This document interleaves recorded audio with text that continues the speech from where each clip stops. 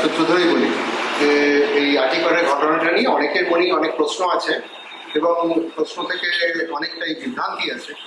তো পথটা দিয়ে শুরু করে কিন্তু কোথাও পৌঁছানো যায় না, আমাদের বারবার একটা বৃত্তে আবর্তন হতে থাকে যে এটার সঙ্গে ওটা মেলে না, সেটার সঙ্গে সেটা মেলে না। কাজেই এখানে কাজ যেটুকু করবার সেটা হচ্ছে যে যেটুকু খবর জানা আছে তার মধ্যে তার থেকে সেগুলোকে একত্র করে নির্দিষ্ট কী কী সিদ্ধান্ত করা যায়, খুব কম হলেও নির্দিষ্ট কী কী সিদ্ধান্ত করা যায় সেগুলোকে আইডেন্টিফাই করে চিহ্নিত করে তারপরে সেটা নিয়ে এগোনো। আমরা সেটুকুই করার চেষ্টা করেছি এবং যেভাবে যে যে সিদ্ধান্তে উপনীত হয়েছি সেগুলো আপনাদের সঙ্গে দেখাবো, শেয়ার করবো। তারপরে আপনারা যেভাবে যদি মনে করেন যে সেটা গ্রহণযোগ্য তাহলে তারপরে ভিত্তি করে পরের ধাপে এগোতে হবে, এইভাবেই এগোতে হবে। তো প্রথম যে বিষয়টা নিয়ে কথা বলতে চাই সেটা হলো খুনের সময়টা নিয়ে। আপনারা সবাই জানেন যে এই অভয়া খুনের ব্যাপারটা যেভাবে আদালতে প্রতিষ্ঠা হয়েছে যে খুনটা করেছিল সঞ্জয় রায় এবং 8 থেকে 9 তারিখের যে রাত্রিটা, অর্থাৎ 9 তারিখ ভোরবেলা ভোর 4টে থেকে 4:30-র মধ্যে মোটামুটি খুনটা হয়েছিল। এটা হচ্ছে সরকারি হিসেবে। সেইটাকে আমাদের প্রথম থেকেই জিনিসটা সন্দেহজনক মনে হয়েছিল। এবারে সন্দেহ শুধু নয়, অন্য কোনো একটা সম্ভাবনার দিকে আপনাদের দৃষ্টি আকর্ষণ করতে চাই। প্রথম যে তথ্যটা দিতে চাই, আপনাদের সামনে রাখতে চাই, সেটা হলো যে সেই দিন অর্থাৎ 9 তারিখ ভোর 8 তারিখ রাত্রি, বাংলা হিসেবে ধরুন 8 তারিখ রাত 2টোর সময়, রাত 2টো থেকে 2:15-র মধ্যে একটা ঘটনা ঘটে চেস্ট মেডিসিন ডিপার্টমেন্টে, যেখানে অভয়া খুন হয়েছিলেন। ওই খুনের কথা বলছি না, অন্য একটা ঘটনা ঘটেছিল। সেটা হচ্ছে যে সেখানে মেল ওয়ার্ডে P17 বেডে একজন রোগী ছিলেন, তার কার্ডিওলজিতে একটা রেফারেল ঘটে।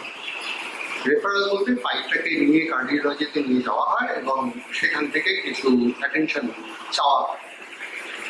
এই যে রেফারেলটা, সেটা কে করেছিল? রীতি অনুযায়ী রাত্রিবেলায়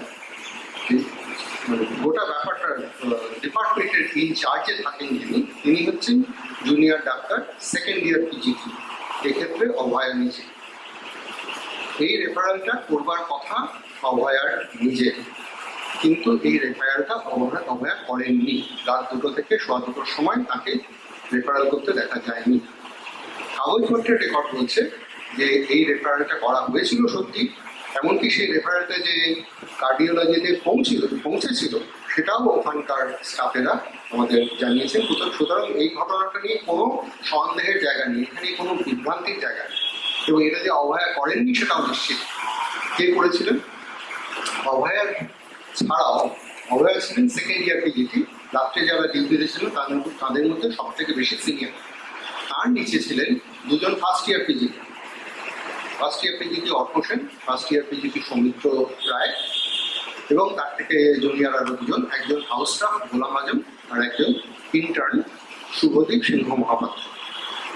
তো ফার্স্ট ইয়ার পিজিটি সৌমিত্র রায় কিছু কথা বলেছেন সিবিআইতে। তিনি বলেছেন যে ওই ইন্টার্ন ছেলেটি শুভদীপ সিংহ মহাপাত্র ওই বেডের পেশেন্টের ব্যাপারে তার দৃষ্টি আকর্ষণ করে, তাকে নাকি নার্সরা জানিয়েছিল যে এই পেশেন্টের অবস্থা খারাপ। তখন সেই সৌমিত্র রায় এই বিষয়ে উনি সিবিআইকে বলেছেন যে উনি নাকি অভয়ার সঙ্গে কথাবার্তা বলেন এবং অভয়া সেটাকে বলেন যে সে যেন ওই বেড, যেই অ্যাডমিশনের ওখানে একটা সিস্টেম আছে যে প্রত্যেক এক একটা গ্রুপ আছে, ইউনিট আছে, এক একটা ইউনিটে একটা অ্যাডমিশন ডে থাকে। তো সেই ওই পেশেন্ট ছিল তার আগের দিনের অ্যাডমিশন ডে, অর্থাৎ বুধবার 7ই অগস্টের অ্যাডমিশন ডেতে ভর্তি হওয়া একজন। সেখানে যে দায়িত্বপ্রাপ্ত সেকেন্ড ইয়ার পিজিটি, তার নাম শুভায়ন মণ্ডল, তাকে ফোন করতে বলে এবং তাকে সত্যিই ফোনটা করা হয়েছিল। সেই শুভায়ন মণ্ডলের সঙ্গে আমরা কথা বলেছি এবং সে ফোনে নির্দেশ দিয়েছিল যে এটা তো রেফারেল করার কথা লেখাই আছে, বেডের টিকিটে লেখা আছে, এটা রেফার করে দেওয়া হোক কার্ডিওলজিতে। তো সেই অনুযায়ী সেই রেফারেলটা গেছিল। কিন্তু প্রশ্ন হলো যে এই ফোনটা আদৌ শুভায়ন মণ্ডলের কাছে কেন গেছিল? যাওয়ার কথা নয়, এটা নিয়ে কোনো স্পষ্ট উত্তর নেই। এবং একটা সম্ভাবনা হচ্ছে যে সেখানে এই কাজটা যার করার কথা অর্থাৎ অভয়া, তিনি সেই সময় জীবিত ছিলেন না। সর্বশেষ পাওয়া যাচ্ছে। যদি এটা সত্যি হয় তাহলে এই সরকারি যে হিসেব ভোর 4টে থেকে 4:30-এর মধ্যে সেটা এটা তার সঙ্গে এই জিনিসটা ঠিক যায় না, কারণ 4টের সময় যিনি খুন হবেন 2টোর সময় তার তো নির্দেশ দেওয়ার কোনো অসুবিধা থাকার কথা না। তো এখানে একটা ব্যাপার পাওয়া গেল যাতে মনে হচ্ছে যে রেকর্ড বলছে যে তিনি সেখানে নির্দেশ দেওয়ার মতো অবস্থায় ছিলেন না। এই একই ঘটনা ওই যার কথা বললাম সুগান মন্ডল ডাক্তার, সেকেন্ড ইয়ার পিজিটি, তিনিও সিবিআইকে যে স্টেটমেন্ট দিয়েছেন সেই সিবিআই স্টেটমেন্টে এই কথাটা লেখা আছে যে তার সঙ্গে ফোনে কথাবার্তা হয়েছিল এবং এই নির্দেশটা উনি দিয়েছিলেন। কিন্তু নিজের মনে প্রশ্ন আছে যে কেন এই উত্তরটা ওকে দিতে হতো, এটা অভয় কেন দিতে পারলেন না। এছাড়া আরো দুটো একটা ব্যাপার আছে, সেটা হচ্ছে যে এই ব্যাপারগুলো হয়তো আপনারা শুনেছেন, মিডিয়াতে এসেছিল যে অভয়ের মা বলেছেন যে ওর সঙ্গে শেষ অভয়ের কথা হয়েছিল রাত্রি 11:15টার সময়। বলেছিল যে আমাদের খাবার এসে গেছে, আমরা এবারে খেয়ে নেবো, তোমরাও খেয়ে নাও, তাড়াতাড়ি শুয়ে পড়ো। এবং তারপরে সেই সময় ওর মায়ের সঙ্গে কথা হয়েছিল কিন্তু বাবার সঙ্গে কথা হয়নি, কিন্তু নিয়মিত বাবার সঙ্গে নাকি রাত্রে কথা হতো এবং সেটি সকাল থেকে বাবার সঙ্গে কথা হয়নি, সুতরাং রাত্রে কথা বলাটা সত্যি বাকি ছিল, কিন্তু সেই ফোনটা যায়নি। এবং তারপরে ভোরের দিকে সকালের দিকে ওরা খুবই চিন্তিত হয়ে ফোন করে এবং তখন ফোন বেঁধে যায় বারবার। কিন্তু মূল কথা হচ্ছে যে রাত 12টার পরে 2টো পর্যন্ত ফোন করার কথা, কিন্তু সেই ফোনটা যায় না। একই ঘটনা হচ্ছে অভয়ার বিশেষ বন্ধু সায়ন্তন চট্টোপাধ্যায়, তার সঙ্গে ওরকম একটা অল্প সময়ের জন্য ফোনে কথা হয়েছিল, তাকে বলেছিল পরে ফোন করছি, তারপরে ফোন করেন। এখানেও দেখা যাচ্ছে যে যেই সময়টা ওর কতগুলো ফোন টোন করার কথা সেই সময় উনি ফোন করতে পারছেন না। এরপরে আরেকটা জিনিস দেখা যাচ্ছে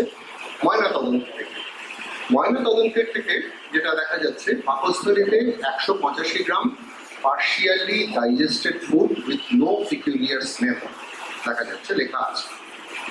এবং লেখা আছে যে ইন্টেস্টাইন ক্ষুদ্রান্তে কিছু পাওয়া যায়নি।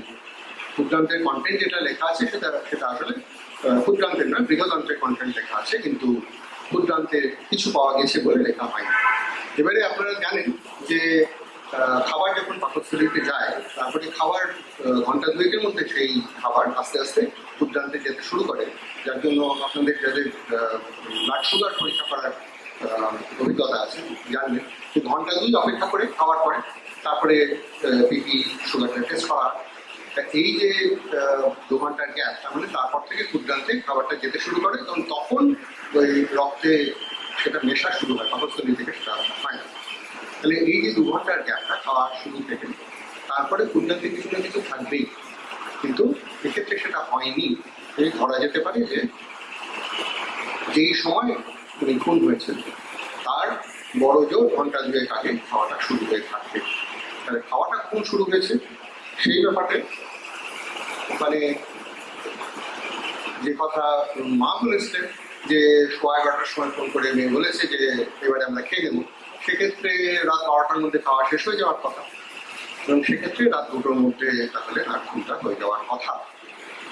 কিন্তু তারপরে অন্য যে কথা জুনিয়র ডাক্তার যারা ডিউটিতে ছিলেন তারা কিন্তু আদালতে জানিয়েছেন যে তাদের খাওয়াটা শুরুই নাকি হয়েছিল রাত 12টায়, তারপরে খাওয়া শেষ হতে হতে কোনো একটা নাকি একসঙ্গে মোবাইলে খাওয়ার এই নীরজ চোপড়ার জ্যাভলিন থ্রো ইভেন্ট দেখছিলেন অলিম্পিক্সে। এইসব কথাবার্তাগুলোর কতটা সত্যতা আছে বলা মুশকিল, কারণ যেই পরিস্থিতিতে ওরা দেখার বর্ণনা করেছেন সেটা খুব একটা বিশ্বাসযোগ্য নয়। একটা টেবিলের ওপরে একজনের মোবাইলে নাকি 5 জন একসঙ্গে জ্যাভলিন থ্রো দেখেছেন, জিনিসটা খুব একটা হওয়ার কথা নয়। যাই হোক, এরকম একটা বর্ণনা আছে।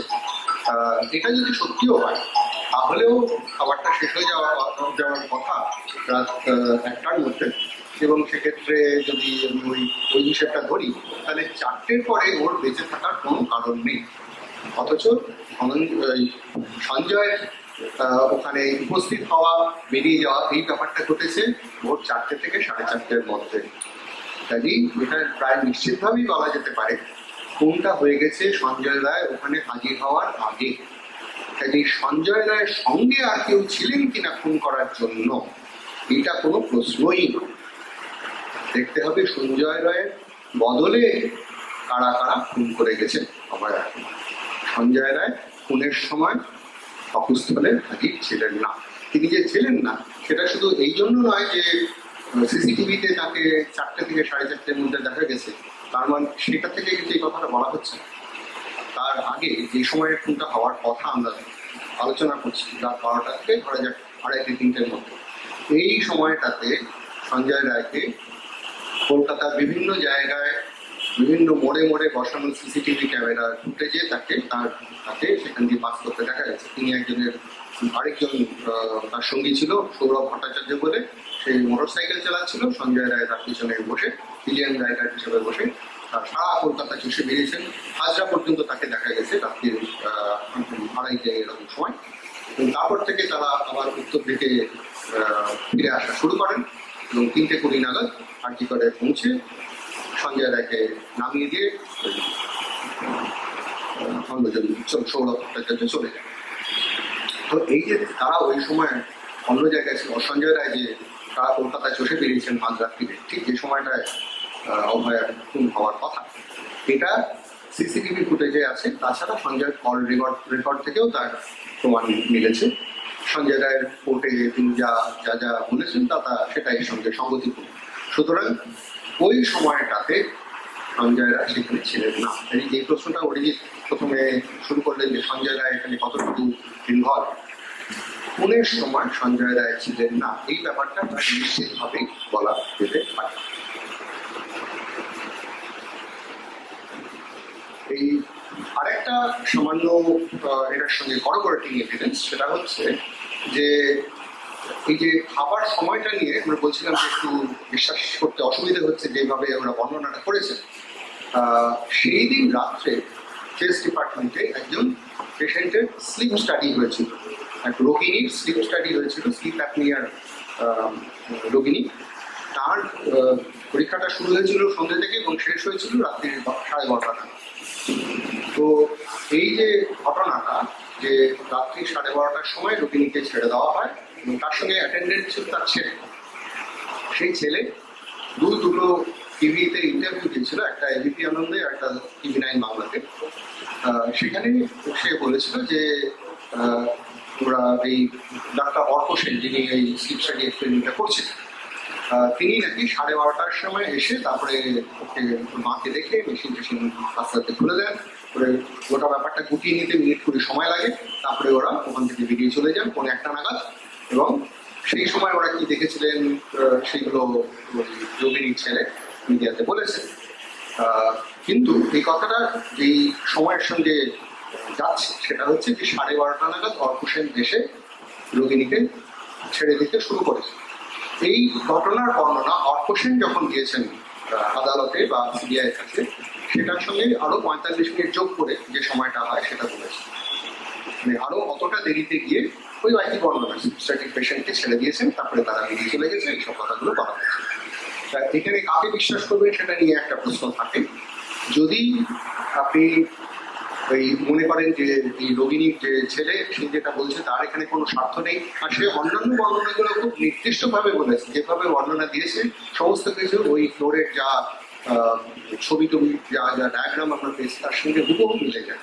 সেই স্লিপ স্টাডি রুমের বাঁদিকে ইন্ডিয়ার সেখানে একটা RCU রেসপিরেটরি কেয়ার ইউনিট, উল্টো দিকে ইন্টারনেটের ঘর, উল্টো দিকে করিডোরে সেমিনার রুম, প্রত্যেকটা জিনিস সুন্দরভাবে গুছিয়ে উনি বলেছেন এবং খুব নির্দিষ্টভাবেই বলেছেন।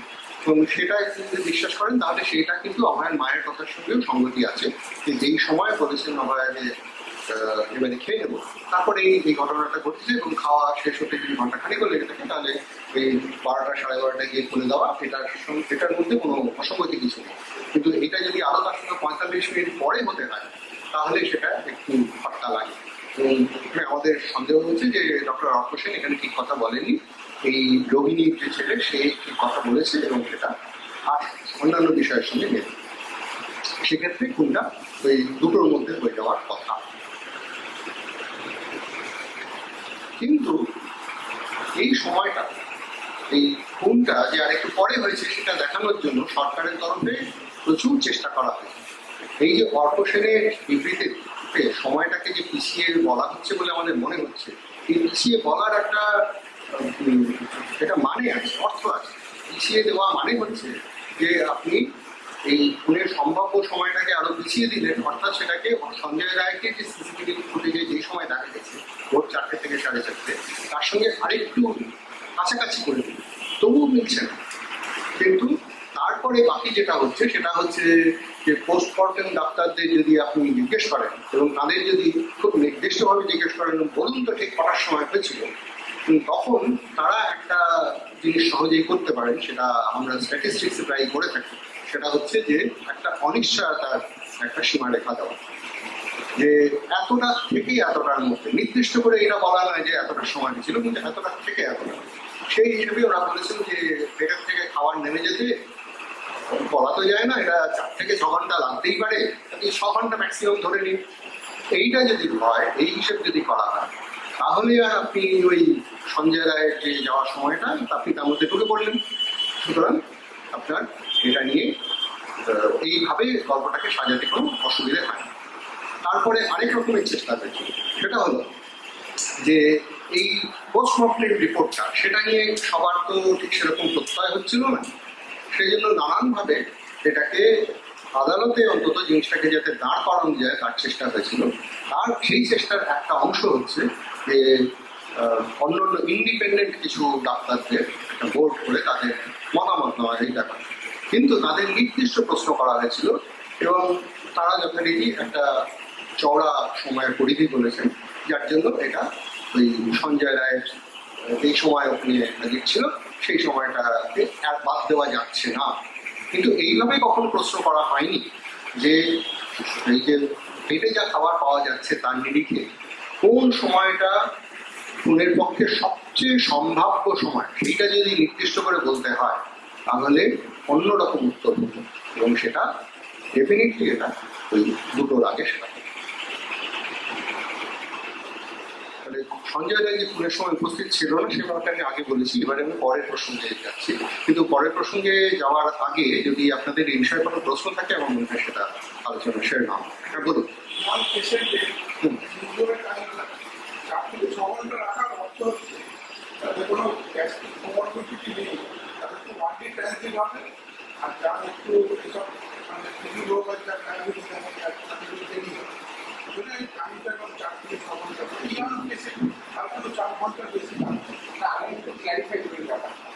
এটা হচ্ছে আপনি যেটা বলছেন আমাদের আন্ডারস্ট্যান্ডিং হলো অনেক ডাক্তার কোশ্চেনের কথা বলার পরে এটা হচ্ছে এইখানে এসে বলবেন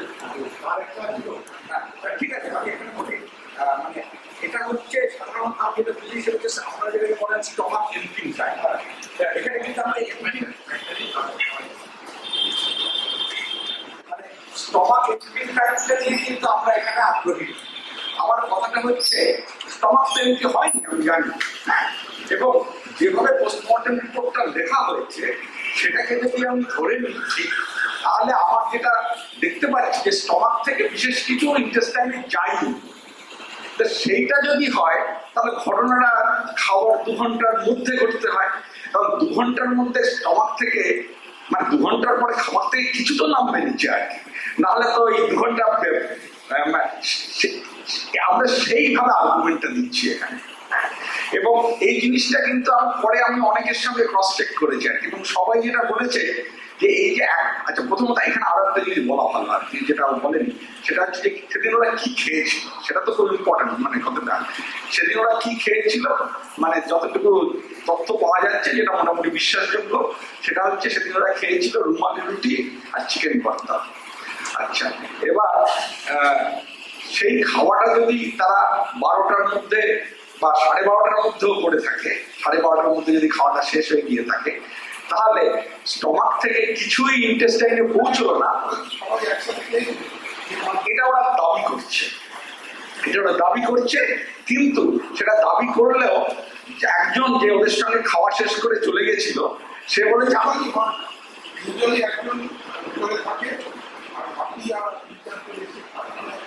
না, ওদের সঙ্গে কথা বলে যেটা মনে হয়েছে যে সেদিন বলে ওদের দিদির লাস্ট নাইট ডিউটি ছিল, দিদি ওদেরকে খাওয়াবে বলেছিল, ওরা একসঙ্গে খেয়েছে। কিন্তু এইটা নিয়ে আমি পুরোপুরি নিশ্চিত নই সবাই একসঙ্গে খেয়েছে কিনা, তার কারণ মানে হ্যাঁ মানে এটা ওরা বলছে, আমি কিন্তু পুরোপুরি এটা বিশ্বাস করছি না। কিন্তু আমি যদি সবার কথা থেকে মানে একজন খুব খুব স্ট্রিক্টলি বলছে যে আমাদের একটার মধ্যে খাওয়া শেষ হয়ে গেছিল সব। সেইভাবে যদি আমি হিসেব করি তিনটে মানে মানে 4টের সময় স্টমাকের থেকে ইন্টেস্টাইনে কিছুই যায়নি, যে এটা কখনো হবে না। হ্যাঁ, এটাই আমাদের আর্গুমেন্ট আর কি।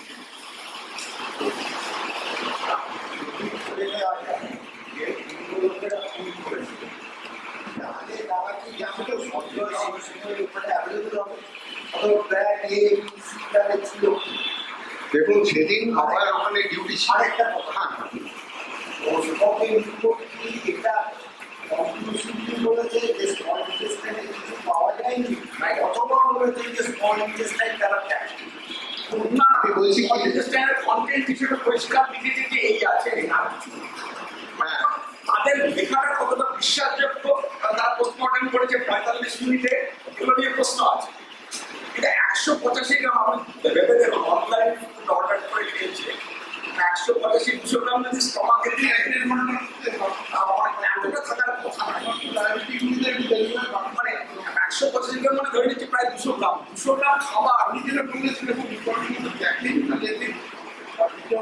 না, এটা কিন্তু এইটুকু পরিষ্কার করে লেখা আছে যে স্মল ইন্টেস্টাইন লার্জ ইন্টেস্টাইনে কি আছে সেটা দেখা লিখেছে। আচ্ছা, আমি এটা নির্দিষ্ট করে বলার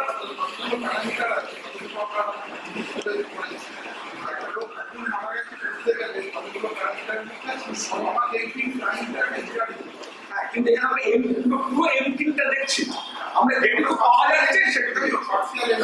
এবং তাছাড়া অন্যান্য এভিডেন্স গুলো, আমার কাছে স্ট্রংগেস্ট এভিডেন্স হচ্ছে রাত 2টোর সময় একটা রেফারেল হচ্ছে, সিনিয়র মোস্ট পার্সন ফোনও করছে না এবং সে সিদ্ধান্ত নিচ্ছে না। এটা হতে পারে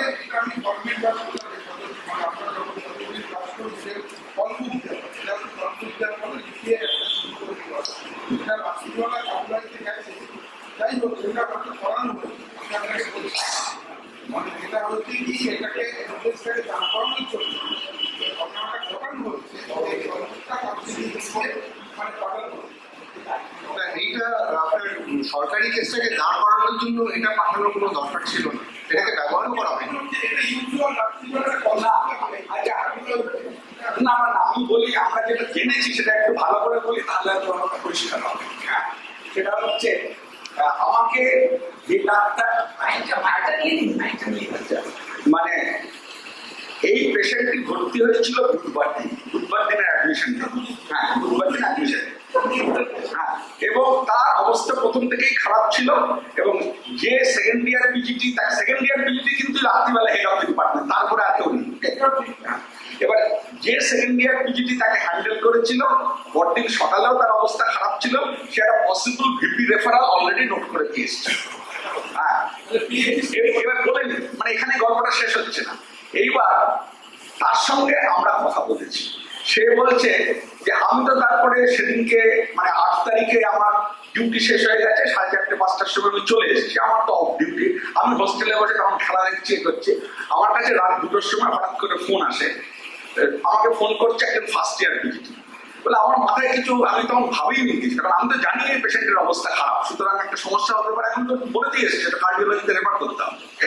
এবং সেটা হয়েছে, আমরা কার্ডিওলজির যে গ্রুপ ডি স্টাফ ছিল তার সঙ্গে কথা বলেছি, আগে চেস্ট মেডিসিনে কাজ করেছে, একটা রেফারেল হয়েছিল, সেখানে কার্ডিওলজির খুব লোড যাচ্ছিল, সেই জন্য একটু পরে তারা পাঠিয়েছিল, এটা ব্যাপারটা হয়েছে।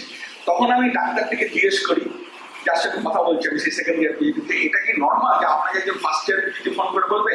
বলে তারও আগে একটা প্রশ্ন আছে। আমি বললাম যে কি? বলে আমাকে ফোন করবে কেন? আমাকে তো ফোন করার কোনো দরকার নেই। হ্যাঁ, আমি বললাম যে আচ্ছা, এই ফার্স্ট ইয়ার পিজিটি সম্পর্কে আমি একটা জিনিস শুনেছি, এ নাকি একটু নর্মাল, মানে কোনো কিছু ডিসিশন নিতে পারে না, সে তাকে মানে ওকে যদি বলা হয় যাও তুমি ব্লাড স্যাম্পলটা টেনে এনে একে দিয়ে দাও, ও ব্লাড স্যাম্পলটা টেনে আনবে, তারপর কেস বের করে দেবো, তারপরে দেবে। এর সম্পর্কে এই রিপোর্টটা ইউনিফর্মলি বিভিন্ন লোকেদের, কাজে এইটা ও নিজে নিজে করতে পারছে, কখনো কাউকে খুঁজছে।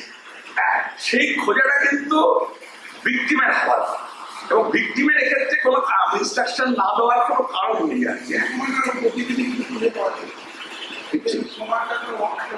মানে যে ফার্স্ট ইয়ার পিজিটি এই কাজটা করেছে রেফারাল, তাকে কোর্টেও ডাকা হয়নি, যদিও সে লিস্ট অফ উইটনেসের মধ্যে রয়েছে, তার স্টেটমেন্ট রয়েছে, সে স্টেটমেন্ট বলছে ওভার তখন ঘুমোচ্ছিল, তাকে ঘুম থেকে তুলতে সে বলো তো সুহায়নের পেশেন্ট, সুহায়নকে বলে দাও, এরকম কথা কখনো সব বলবেন, এটা হতে পারে না।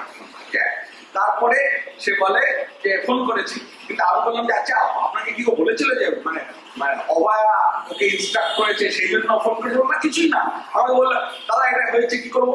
আমি বললাম যে আমি বলেই এসেছি রেফারেল করতে হবে, এই ব্যাস। বলে তারপরে আমি কোনো রিপোর্টও করেনি, ফলো আপ কিছু কি। পরদিন সকালে গিয়ে আমি যখন জিজ্ঞেস করলাম বলে হ্যাঁ রেফার করা হচ্ছে, লোক এসে দেখে গেছে, ব্যাস।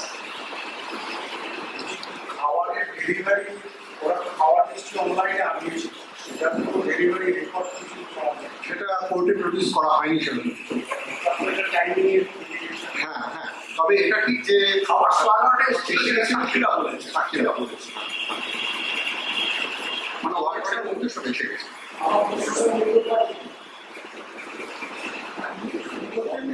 ছিল না যে চারটে সাথে অ্যাভেলেবল হবে এবং তাকে স্কেডউল করা যাবে। আচ্ছা এই কথাটা আমরা একটু পরে আসি। হ্যাঁ, এটা পরে আসি না।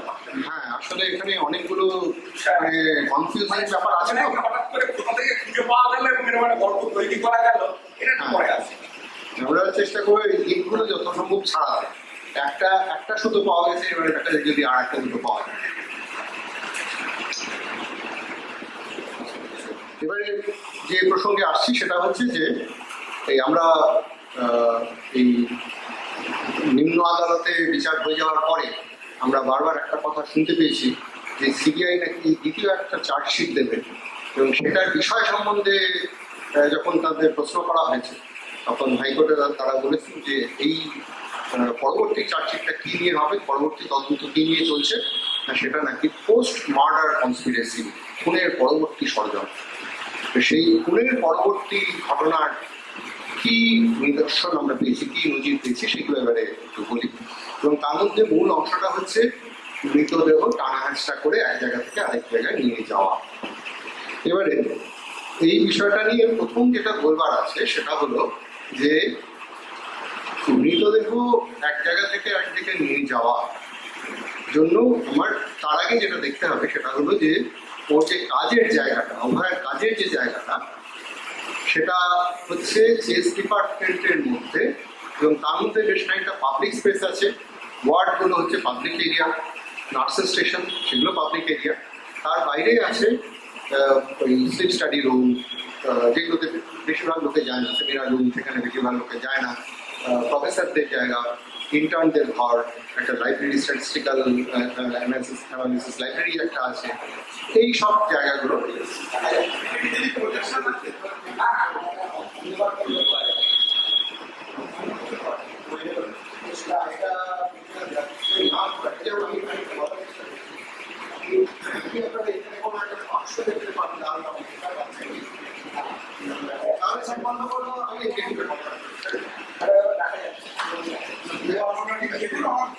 আচ্ছা, আমি সাধারণভাবে বলছি যে এখানে রেসিডেন্ট ডক্টরস এরিয়া যেটা, সেখানে বাইরের লোকে শুধু প্রবেশ নিষেধ নয়, প্রবেশ করাটা বেশ শক্ত। আপনি যদি ওখানে যান মানে খুঁজে পাবেন। তার কারণ হচ্ছে যে ওই রেসিডেন্ট ডক্টরস এরিয়াতে ঢোকার দুটো পথ আছে।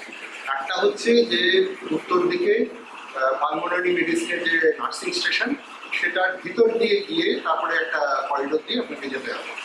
আরেকটা হচ্ছে দক্ষিণ দিকে একটা nursing station for TV centre, সেটাও আরেকটা নার্সিং স্টেশন। তার মধ্যে দিয়ে ঢুকে তার ভিতর দিয়ে নার্সরা যেখানে ডিউটি করে তার ভিতর দিয়ে ঢুকে আপনাকে করিডোরের মধ্যে দিয়ে রেসিডেন্ট ডক্টরস এরিয়াতে যেতে হবে।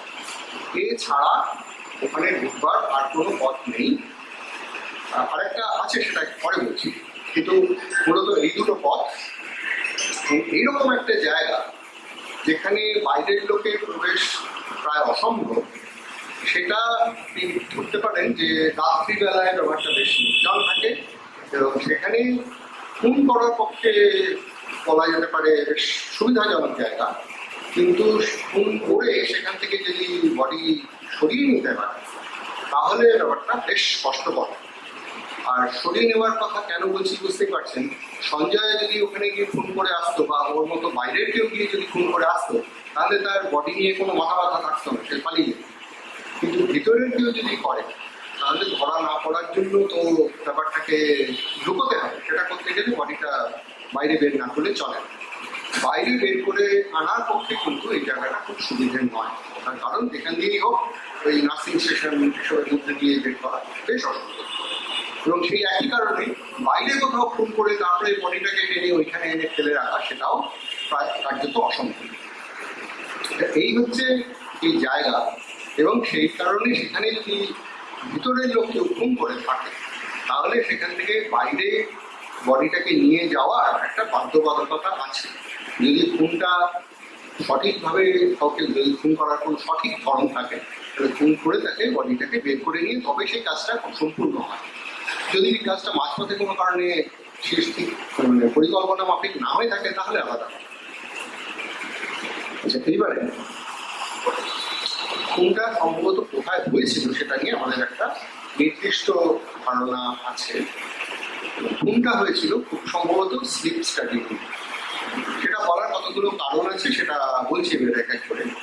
প্রথম কথা হচ্ছে যে স্লিপ স্টাডি রুম হচ্ছে ওখানে যে পিজিটিরা থাকতো, পোস্ট গ্রাজুয়েট ট্রেনিং যারা ওখানে রাত্রে ডিউটি করতো, তাদের নর্মাল রেস্টিং এরিয়া হচ্ছে স্লিপ স্টাডি রুম। এবং সেটা এতটাই পরিচিত ওখানে যে সেখানে আপনি যাকে জিজ্ঞেস করবেন ওখানে যারা তার আগে করে ডিউটি করেছে তারাও এই কথা বলবে। তাছাড়া আমি আরো দুটো উদাহরণ নজির দিচ্ছি। একটা হচ্ছে যে অভয়ের মা, দেখা যাচ্ছে না, ওরা একটা সেই সময় টিভি ইন্টারভিউতে বলেছেন যে ও তো সেমিনার রুমে ঘুমতো না, মাঝে মধ্যে ওই স্লিপ স্টাডি রুম সেখানে ঘুমতো, সেরকম ভিডিও আছে আমাদের কাছে। তাছাড়া ওই ডিপার্টমেন্টের যিনি head of the department doctor Arunabha Dutta Chowdhury, তিনি ওই স্লিপ স্টাডি রুম এবং টয়লেট ওখানে যেসব রিমডেলিং কাজকর্ম হচ্ছিল সেই কাজের বর্ণনা সিবিআইকে দিতে গিয়ে ওই ঘরটাকে রেফার করেছেন পিজিটি রুম বলে, স্লিপ স্টাডি রুমটাকে রেফার করেছেন পিজিটি রুম বলে। কাজে এটা কমন পার্লান্সে সাধারণ কথাবার্তার মধ্যে এটাকে স্লিপ স্টাডি রুম আর পিজিটি রুম একই বলে গণ্য হতো, এটা নিয়ে সন্দেহের কোনো জায়গা নেই। তাহলে যদি একটু আগে যে প্রশ্নটা উঠেছিল যে ওকে ওখানে পাওয়া যাবে কি করে, কাজের তো একটা নির্দিষ্ট জায়গা থাকে, ওয়ার্ডে একজন ঘুরে ঘুরে বেড়াতে পারে, নার্সিং স্টেশনে কিছুক্ষণের জন্য গিয়ে খোঁজ খবর নিতে পারে, কিন্তু বেশিরভাগ সময় নাইট ডিউটির জন্য যে থাকবে সে থাকবে পিজিটি রুমে, সেটাই তার স্বাভাবিক জায়গা। এবং সেখানে যদি কেউ স্থির করে যে তাকে খুঁজে বার করবে তাহলে তাকে সেখানেই যেতে হবে, স্লিপ স্টাডি রুমেই যেতে হবে।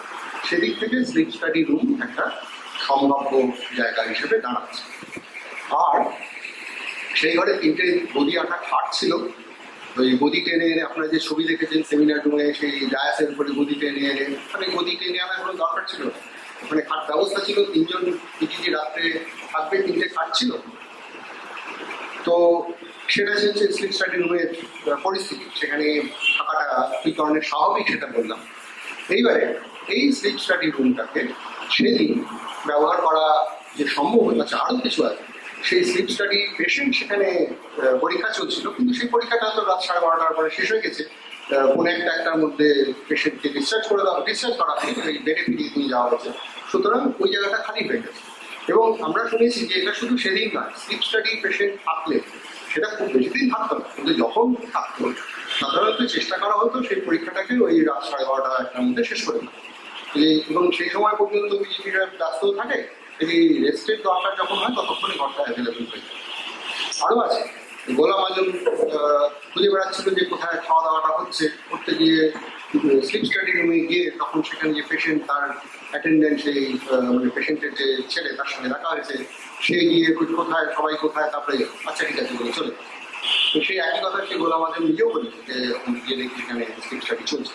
এই ওইখানে যে খুঁজতে যাওয়ার একটা জায়গা সেটা নিয়ে কোনো সন্দেহের অবকাশ নেই, যে ওইটা হচ্ছে তাদের থাকার জায়গা। ওখানে তাকে যদি কেউ খুন করতে যায় ওখানেই গেল। সেই স্লিপ স্টাডি রুম 9 তারিখ খুন আবিষ্কার হলো, 10 তারিখ একটা সিদ্ধান্ত হলো যে আরজিকর মেডিকেল কলেজে বিভিন্ন জায়গায় টয়লেট এবং রেস্ট এরিয়া সেগুলোকে সুন্দর করে রিমডেলিং এবং রিস্ট্রাকচারিং করা। সেটা সাধারণভাবে সিদ্ধান্ত হলো গোটা কলেজ সম্বন্ধে, কিন্তু সেটার এক্সিকিউশনের জন্য যে নির্দিষ্ট করে কাজের বর্ণনা দেওয়া সেটা হলো ওই থার্ড ফ্লোর চেস ডিপার্টমেন্ট, সেই জায়গাটাকে কেন্দ্র করে সেই যে নির্দিষ্ট কাজের তালিকা, সেই তালিকার মধ্যে স্লিপ স্টাডি রুমের কথা ছিল না, পিজিটি রুমের কথা ছিল না। একটা হাতে লেখা ফর্দ, তিনজনের সই করা, দুজন ইঞ্জিনিয়ার এবং হেড অফ দ্য ডিপার্টমেন্ট।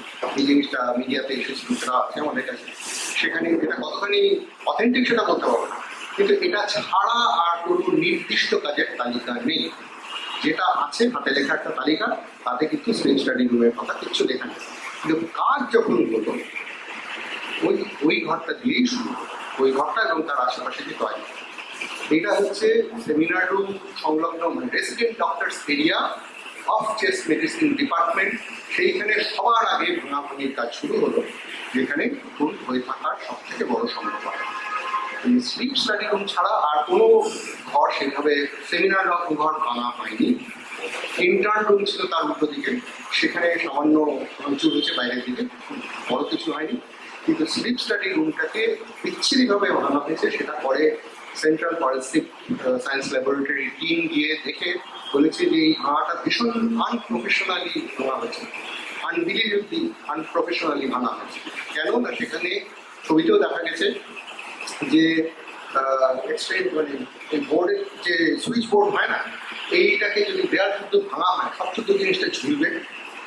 এবং সেখানে তখনও লাইভ কানেকশন আছে, সেই অবস্থাতে ওই ঝুলন্ত সুইচ বোর্ড সেখানে দেখা যাচ্ছে। এই রকম অবস্থাতে জিনিসটা হাত ভাঙা অবস্থায় পড়েছিল। তারপরে সেখানে সেটা নিয়ে হইচই হয়, তাই সেজন্য ক্লাসটাকে বন্ধ করা হয়েছিল। কিন্তু যেই অবস্থাতে জিনিসটাকে ফেলে রাখা হয়েছে, সেই অবস্থাতে ইন্সপেকশনে গিয়ে সিএফএসএল এর টিম বলেছে যে এটা খুব আনপ্রফেশনালি ভাঙা হয়েছে। আনপ্রফেশনালি ভাঙার কথা নয়, কারণ কাগজপত্র অনুযায়ী এটা ভাঙার নির্দেশ দেওয়া হচ্ছে এক্সিকিউটিভ ইঞ্জিনিয়ারকে, আর্জি করে, এবং এক্সিকিউটিভ ইঞ্জিনিয়ার সিভিল, ইলেকট্রিক্যাল, তাদের সবাইকে ইনভলভ করে কাজটা করা হচ্ছে, যদিও তার লিস্টের মধ্যে স্লিপ স্টাডি রুম নেই। এই যে কাজটা এত তাড়াহুড়ো করে ঠিকঠাক কাগজপত্র ছাড়া ওইখানে ওই দিনেই করতে হলো, সেটা একটা নির্দিষ্ট সন্দেহের জন্ম দেয় যে ওই ঘরে যদি ওই ঘরটাকে ভেঙে ফেলা দরকার ছিল, ওই ঘরে প্রমাণ লোপাটের দরকার হয়েছিল। নির্দিষ্ট প্রমাণ না হয়েছে, যদি কিছু থেকে গিয়ে থাকে সেটা যাতে আর খুঁজে না পাওয়া যায়, সেটা যাতে প্রতিষ্ঠা না করা যায়, এটা একটা সম্ভাবনা হতে পারে। তাহলে এই সব থেকে আমরা যেটা ধরতে পারি সেটা হচ্ছে যে অভয়ার খুন 9ই আগস্ট ভোর 3:30-এর আগে হয়ে গেছিল। সঞ্জয় রায় সেই সময় আরজি কলের বাইরে ছিল। খুনটা খুব সম্ভবত হয়েছিল স্লিপ স্টাডি রুমে, মৃতদেহ পরে সরানো হয়েছিল সেমিনার রুমে, এবং খুনে একাধিক লোকে হাত লাগিয়েছিল। আমি একটু পরে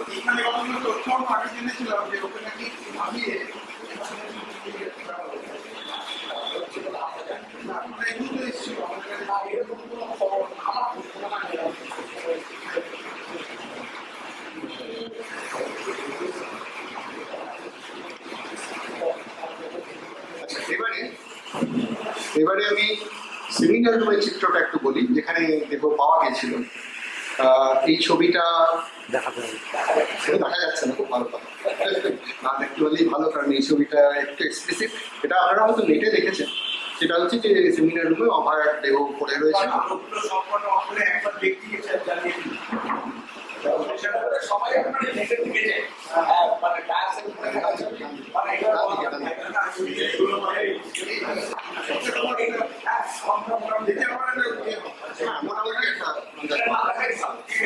ঠিক আছে, এবারে আপনারা জানাবেন।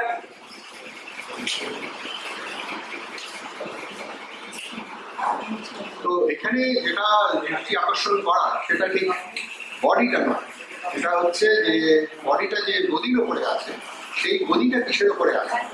গদিটা আছে সেমিনার রুমের ডায়াসের ওপরে, আর ডায়াস আর গদির মাঝখানে একটা কেবল রয়েছে, এইরকম একটা কেবল।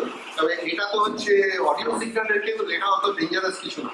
যেটা ওখানে আছে সেটা হচ্ছে একটা এক্সটেনশন বোর্ডের কেবল, যেটার মধ্যে দিয়ে 220 ভোল্টের কারেন্ট যাওয়া আসা করবে।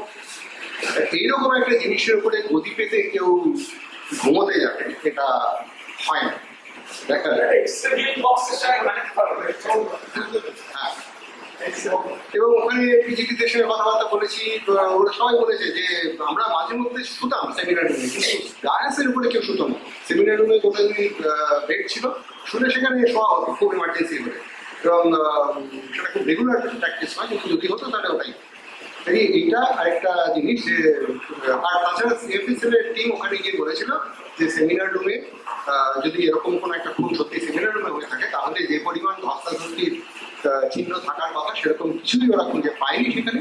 সুতরাং ওদের মতে এটা সেমিনার রুমে হয়েছে, এটা ওদের কাছে বিশ্বাসযোগ্য মনে হয় না। কাজে এই যে মৃতদেহ এক জায়গা থেকে এক জায়গায় টেনে নিয়ে যাওয়া, এটা অনেকগুলো নানান দিক থেকে ইঙ্গিত পাওয়া যাচ্ছে। এগুলো সবই সার্কামস্ট্যান্সিয়াল। এবারে প্রত্যক্ষদর্শী এসব মৃত কেউ সামনে গিয়ে সে মিডিয়াতে বলেননি যে আমি দেখেছি যে মৃতদেহ এক জায়গা থেকে এক জায়গায় নিয়ে যাওয়া হচ্ছে, কিন্তু আমরা কিছু প্রত্যক্ষদর্শীর সঙ্গে কথা বলতে পেরেছি। তাদের মধ্যে একজনই বর্ণনা হচ্ছে যে সেদিন সকালবেলায় এই মৃতদেহ দেখা গেছিল অন্য একটা জায়গাতে, সেটা স্লিপ স্টাডি রুমও নয়, সেটা সেমিনার রুমও নয়, তার মাঝখানে করিডোর। সেই করিডোরের একদিকে সেমিনার রুম, তার উল্টো দিকে টিচার্স কর্নার বলে একটা এনক্লোজার, তার মধ্যে পার্টিশন করে করে নানান ঘর আছে। সেই টিচার্স কর্নারের মধ্যে আবার একটা ছোট করিডোর আছে, তার ডান দিকে লাইব্রেরি রুম, বাঁ দিকে ইন্টার্নস রুম। সেই ডান দিকে লাইব্রেরি রুমের দরজার সামনে ওই করিডোরের মধ্যে নাকি সেই দেহটা দেখা গেছিল, এবং সেখানে মাথাটা ছিল পূর্ব দিকে, পা ছিল পশ্চিম দিকে, মানে সিমেন্টের রুমে যেরকম দেখা গেছে তার সিমেন্ট। এবারে সেই সেখানে যে দেখা গেছে সেখানে শরীর তলায় গদি ছিল না, এবং যে বলেছে দেখেছে সে সেখানে ভোরবেলা হাজির হয়েছিল, মানে সে সাহাই কর্মী, এবং সেখানে প্রচুর পুলিশ দেখে সে মনে হয়েছে কিছু একটা হয়েছে। তার হিন্দি অ্যাকচুয়ালি চেস ডিপার্টমেন্টে ছিল। পুলিশ দেখে তার মনে হচ্ছে কিছু একটা ঘটেছে। এত পুলিশ কেন, একটা পর একটা গাড়ি আসছে পুলিশের, তখন শেষ যে গাড়িটা এসেছে তাই তাই একটু বাজে বলতে মানে আবিষ্কারটা যেভাবে হয়েছিল সেটা আরো বললে আমাদের ভালো হবে। তা আমরা এরকম তো বিভিন্ন লোকজনের সঙ্গে কথা বলার চেষ্টা করছি। তা একদিন আমরা একজনকে খুঁজে পেলাম, আর ওখানকার কিছু জুনিয়র ডাক্তারই ধরে নিয়ে এলো তাকে, বলে এই গ্রুপটি দিদির সঙ্গে আপনারা কথা বলুন, তিনি আপনাদের সঙ্গে কথা বলুন। তা আমরা জিজ্ঞেস করছি, কথাবার্তা বলছি, তো ও বললো যে দেখুন আমি সেদিন এমার্জেন্সি বিল্ডিং এর সামনে অনেক ভোরে কাজ করছিলাম, মানে ভোর মানে করার সময়, বলে আমি সাধারণত সেখানে 6 নাগাদ চলে যাই। আমি বললাম যে 6 নাগাদ এত ভোরে? বলছে হ্যাঁ, তার কারণ ওখানে যত সমস্ত মানে কাঁচের বোতল, টিনের ক্যান ট্যান পড়ে থাকে, আমি সেগুলো পিক আপ করি, তাহলে সেগুলো বেচে আমার কিছু পয়সা হয়। আমি যদি একটু দেরি করে যাই সেগুলো তো চলে যাবে, সেখানে আমি 7:30-টার মধ্যে চলে যাবো। আর বেশ গেলেন। তারপরে কি হলো বলে আমি যখন ঝাঁট দিচ্ছি 7টা নাগাদ আমি দেখি টালা থানা থেকে একটা পুলিশের গাড়ি এসেছে 7টা। আমি বললাম যে তারপরে কি দেখলেন? বলে সেটা কিছু পুলিশ নাম বলে, তখন আমার কিছু মনে হয়নি, কারণ পুলিশের গাড়ি হসপিটালে মানে আউট নেই। তা সে বলছে যে 7টার সময় পুলিশের গাড়ি আসে, তাকে আমরা মানে তারও তার তখন কিছু মনে হয়, বলছে পুলিশের গাড়ি ওখানে কাছে আউটপোস্ট আছে, পুলিশের গাড়ি ওখানে যাতায়াত করে এরকম। তারপরে দেখলাম আরো বড় একটা গাড়ি এসছে, তো তার থেকে ইউনিফর্ম পরা লোকেরা নামছে, এবং ওর ভাষায় হচ্ছে তাদের এখানে স্যার স্টার দেওয়া হয়েছে, মানে পুলিশের জন্য এখানে স্টার দেওয়া হয়েছে। আমরা আচ্ছা, তো তখন তোমার কি মনে হলো? আমার বললো যে আমার মনে হলো যে কিছু একটা গন্ডগোল হয়েছে। তখন আমাদের ওরা ভেতরে যাচ্ছে, এবং বলে এমার্জেন্সি বিল্ডিং এর যে মেইন এন্ট্রান্সটা সেখানে ওরা ব্যারিকেড করে দিল। আমরা তখন পাশে, তখন ওই এমার্জেন্সিটা ভাঙা হয়নি, ওই এমার্জেন্সির ভেতর দিয়ে আমি চলে গেলাম। চলে ওই পুলিশদের পেছন পেছন লিফট নিয়ে উপরে উঠলাম, বলে ওরা সেই 3rd ফ্লোরে গেল, আমি গেলাম। তখন বলছে তারপরে কি হলো? বলছে আমি তো ভেতরে ঢুকেছি। আমি তখন কে ছিল ওখানে? অনেক লোকজন হয়ে গেছিল? বলে না না, কোনো লোক ছিল না, খালি পুলিশ ছিল আর 3 জন নার্স দিদি ছিল নার্সিং স্টেশনে, তারা উঠে দাঁড়িয়েছিল। আমি বললে তুমি কি দেখলে? বলে যে দেখলাম যে ওই জায়গাটা বলছো, যে জায়গাটা বললো আর কি, মানে ওইখানে বডি করে রয়েছে, পুলিশটা ঘিরে দাঁড়িয়ে রয়েছে, আমি ওদের হাত পায়ের ফাঁক দিয়ে বডিটা পরিষ্কার দেখতে পাচ্ছি। মানে বডির তলায় কোনো জামা কাপড় কিছু নেই, বডির নিম্নাঙ্গে কোনো জামা কাপড় কিছু নেই, পাটা ফাঁক হয়ে রয়েছে অনেকটা। বলে যে আমি পায়ের ফাঁক দিয়ে পরিষ্কার দেখতে পাচ্ছি। এবং তারপর কি হলো, তারপর হঠাৎ করে একজন এসে টুপি পরা একজন ক্যামেরা নিয়েছিল, সে আমাকে এসে বলে তুমি এখানে কি করছো? আমি বললাম আমার দেখছেন না ইউনিফর্ম পরে আছে, আমাদের এখানে ছাড় দিই, তাহলে এখানে কি করতে হবে, তোমরা যাও যাও, তারপরে আমাদের পাবো। এটা গেল একটা কথা। আর দ্বিতীয় আমি যেটা শুনেছি, সে আমার সঙ্গে সরাসরি কথা বলেনি, কিন্তু আমি একজন জুনিয়র ডাক্তারের সঙ্গে কথা বলি, তার পরিচিত একজন নার্স আছে যে সেদিন সকালবেলা ডিউটিতে এসেছিল 8টার সময়। হ্যাঁ, সে বলে যে এটা আমরা যা দেখেছি মানে বললে কেউ বিশ্বাস করবে না। পুলিশ ছিল, পুলিশ চাদর দিয়ে তুলে বডিটা সেমিনার রুমে ঢুকিয়েছে, মিডিয়াতে মানে সেমিনার রুমে ঢুকিয়েছে এবং পুলিশই ব্লাড পরিষ্কার করেছে। এবং যে সুইপার তাকে, সে আরেকটা কথা বলেছিল, বলছে যে আমার সঙ্গে একজন ছিল, তাকে ওরা ডাকছিল এই ওপরে ওপরে একটা সোয়াইপ মারতে হবে, বলছে না আমি যাবো না, বলে সে পালিয়ে গেল। এটা হচ্ছে কিছু আই উইটনেসের মুখ থেকে শোনা হবে। এটা লক্ষ্য করবেন যে যারা কোনো না কোনো ভাবে রেগুলার এমপ্লয়ি, তারা এটাতে হাত লাগাতে চাইছিল। এই ব্যাপারটা বোঝা গেছে কেন সেটা হয়েছে, কিন্তু শেষ পর্যন্ত ব্যাপারটা ঘটেছে সম্ভবত ওই মানে যারা নিয়ে গেছে তারা হয়তো রেগুলার এমপ্লয়ি নয়, অন্য যেসব থাকে সিভিক ভলান্টিয়ার সেরকম। আচ্ছা, এবারে মৃতদেহ স্থানান্তরের ব্যাপারে আরেকটা ইন্টারেস্টিং খবর বলি। এটা তৃণমূলের মুখপাত্র, তখনও বোধহয় মুখপাত্র হননি, কুণাল ঘোষ বলছিলেন যখন এই ব্যাপারটা নিয়ে ভীষণ হইচই হচ্ছে, সেই সময় সবাই বলেছিলেন এটা 14ই আগস্ট,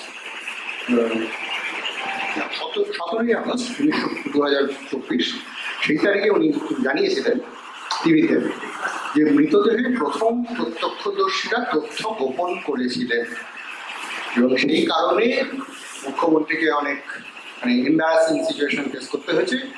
যদি ঠিকঠাক খবর না পেয়ে থাকেন তাহলে কেমন করে হবে। কিন্তু যে শব্দগুলো উনি ব্যবহার করেছিলেন সেটা এখানে পরিধানযোগ্য, সেটা হচ্ছে যে মৃতদেহের প্রথম প্রত্যক্ষদর্শীরা তথ্য গোপন করেছিলেন। যাদের কথা আমরা বলছি, যারা দেখেছেন, তারা তো একজন দুজন ছিলেন না, তারা একটা ভিড় দেখেছে। তার মধ্যে পুলিশ ছিল, তার মধ্যে ডিপার্টমেন্টের স্টাফ ছিল, তার মধ্যে অন্তত 4 জন নার্স ছিল এবং অন্য স্টাফেরা ছিল।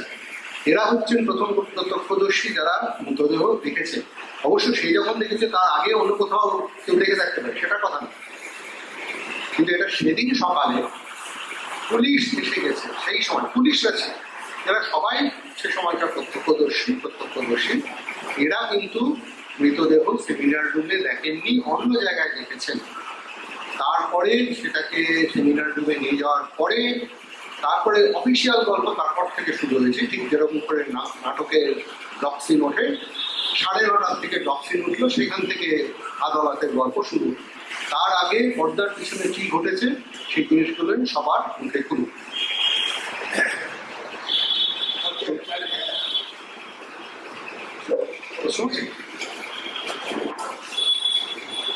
আচ্ছা, এইবারে আরেকটা কথা এই প্রসঙ্গে বলা যায়, সেটা হচ্ছে যে যেই ঘটনাগুলো আমরা শুনেছি তার সঙ্গে আরেকটা অতি পরিচিত তথ্য আর একটা যোগ আছে। আপনারা জানেন, আমরা দীর্ঘদিন ধরে শুনছি যে অভয়ার খুনের ঘটনায় একটা সাপ্লিমেন্টারি চার্জশিট নাকি জমা পড়বে। এটা কতদিন থেকে শুনছি আমরা? যখন প্রথম চার্জশিট জমা পড়ে সেই সময় থেকে শুরু করে আজ পর্যন্ত সেটা হবে না কেউ বলছে না, কিন্তু হচ্ছেও না।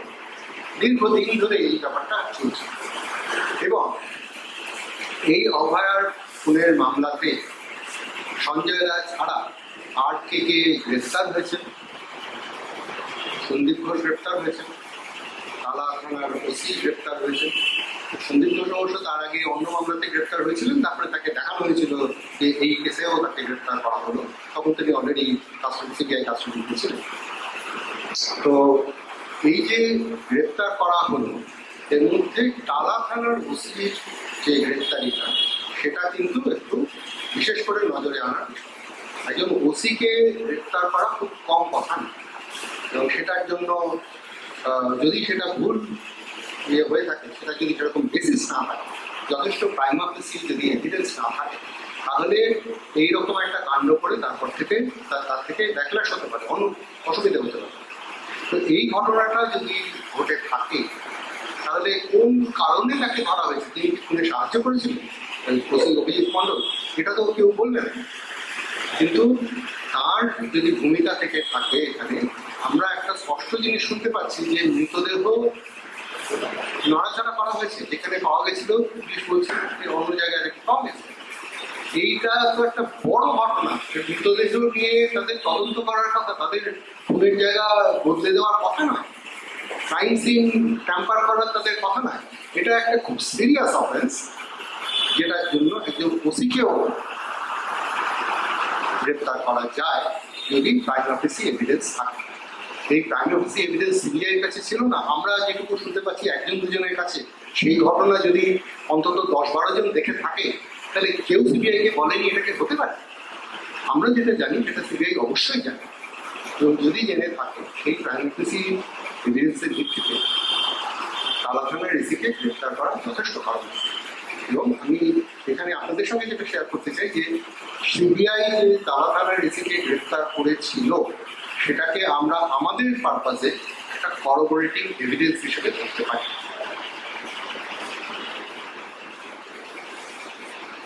এবারে সঞ্জয়ের ভূমিকায় ফিরে আসি। দেখুন, ওখানে একটু আগেই কথাটা বলছিলাম যে খুন করে কেউ মৃতদেহ যদি ফেলে রাখে ডিপার্টমেন্টে, তাহলে সেটা ডিপার্টমেন্টের দায়। সেটা ইচ্ছে করে হোক, ভুল করে হোক, দায় তো ডিপার্টমেন্টের। খুনটা ওইরকম একটা, মানে এটা প্রায় বলা যেতে পারে কারোর বাড়িতে একটা মৃতদেহ পাওয়া গেছে, তাহলে যার বাড়ি তার দায়, তার তো দায় থাকে যে খুনটা ওখানে হলো কি করে, সে কি জানে। এখানে এই মৃতদেহটা হজম করা যায়, সুতরাং সেখানে নিয়ে মৃতদেহ সেখান থেকে বের করে নিয়ে যাওয়ার একটা তাগিদ সেখান থেকে থাকতেই পারে। কিন্তু এটা তো সকালের ঘটনা যা আমরা শুনলাম, তাতে সবাই হাত লাগাতে ভয় পায়। যদি সবারই মনে হয় যে এখানে মৃতদেহটা থাকলে খুব অসুবিধে আছে, আমাদের হাতে হাত করা করতে পারে, তবু সেটাতে হাতটা লাগিয়ে সেটাকে এক জায়গা থেকে এক জায়গায় নিয়ে যেতে সাহস। এই অবস্থাতে জিনিসটা করা দরকার, কিন্তু নিজেরা করে ওঠা যাচ্ছে না। সেই অবস্থায় লোকে কি করে, সাহায্য প্রার্থনা করে এখানে ওখানে। এইটুকু আমরা আমাদের কাণ্ডজ্ঞান থেকে বলতে পারি। আর ঘটনা থেকে যেটা বলতে পারি সেটা হচ্ছে যে এই ধরনের কাজকর্মে সাধারণত সিভিক ভলান্টিয়ারদের কাজে লাগানো হয়ে থাকে, কারণ তারা তো পার্মানেন্ট নয়, তাদের নানানভাবে তাদের টিকি বাঁধা থাকে যারা পার্মানেন্ট তাদের কাছে। তো সঞ্জয় রায় সেদিন, কারণ সে যে কোনো সিভিক ভলান্টিয়ারকে ফোন করলেই যে তাকে পাওয়া যাবে সেরকম তো নয়, কিন্তু সঞ্জয় রায় সেদিন ডিউটিতে ছিল, আর ডিকরের ডিউটিতেই সেদিন ছিল। সে ডিউটি কিছু করে তারপরে সে রাস্তায় বেরিয়েছিল ঠিকই, কিন্তু সে অন ডিউটি। তাকে কোনো কারণে মানে এভিডেন্স বলছে যে হাজরাতে সে আড়াইটে নাগাদ তার কল রেকর্ড ছিল, তার সিসিটিভিতে দেখা গেছে সে হাজরা মোড়ের কাছে। তারপরে সেখান থেকে আরো উত্তরে যেতে যেতে যেতে যেতে শেষ পর্যন্ত 3:20 নাগাদ সে হাটিগড়ে পৌঁছায়। সেখানে পৌঁছানোর পরে সেখানে পৌঁছতেও মানে ঠিক জায়গা খুঁজে পেতেও তার বেশ অসুবিধা হয়েছিল। জায়গায় পৌঁছে তারপরে সেখান থেকে তার বেরিয়ে আসতেও বেশ অসুবিধা হয়েছিল। নানান রকম এভিডেন্স আমরা দেখেছি। যদি আপনারা ছবি দেখে থাকেন, বর্ণনা শুনে থাকেন, যে এটা এই বর্ণনাটা নানান জায়গাতেই বেরিয়েছিল যে সঞ্জয় যখন 4:30টার সময় বেরিয়ে আসছে, তখনও সে বেরিয়ে আসার পথে একবার উল্টো দিকে গিয়ে কি সব করিডোরে আবার 8 মিনিট পরে ফিরে আসে। এই জিনিসটা আমি নিজে খুব রিলেট করতে পারি। আমি ওই জায়গাটাতে গিয়ে বেরোনোর পথ খুঁজে পাচ্ছিলাম না, আমারও অসুবিধা হচ্ছে। ওর ওখানে খুব ওই জায়গাটা খুব পরিচিত নয়, ওর খুঁজে পেতেও দেরি হয়েছে, ওর সেখানে থেকে বেরিয়ে আসতেও দেরি হয়েছে। যাই হোক, কোনো একটা কাজে সে গেছিল, সেই কাজটা সে করে উঠতে যদি পারতো তাহলে ইতিহাস কি হতো সেটা বলতে পারি না। হয়তো ওখানে সকাল সকাল এরকম মৃতদেহ পাওয়া যাচ্ছে এরকম হয়তো খবরটা হতো না, হয়তো খালপাড়ে একটা মৃতদেহ পাওয়া যেত, হয়তো বিল্ডিং এর পাশে একটা মৃতদেহ পাওয়া যেত। কি হতো আমরা শুধু স্পেকুলেট করতে পারি, বলতে পারি না। তবে ঘটনা হচ্ছে যে সে যখন ঢুকেছিল মাতাল হয়ে ঢুকেছিল, এটা ওর সঙ্গে যে ছিল সেও বলেছে, সে নিজেও বলেছে যে সে প্রচুর ড্রিঙ্ক করেছিল। এবং তারপরে আরেকটা কথা সে বলছে খুব ইন্টারেস্টিং, সেটা হচ্ছে যে ও একটা মোটর বাইকে করে গেছিল, যেটা চালাচ্ছিল সৌরভ ভট্টাচার্য। সেই সৌরভ ভট্টাচার্য এবং সঞ্জয় রায় দুজনে একসঙ্গে আরটি করে ফেরে তারপরে সৌরভের নাকি ভীষণ তাড়া করে কোথাও একটা তাকে যেতে হবে। তো সঞ্জয় তখন মোটর সাইকেলটা সঞ্জয়ের কাছে রেখে ও হাঁটা দেয়। তারপরে সঞ্জয় রায়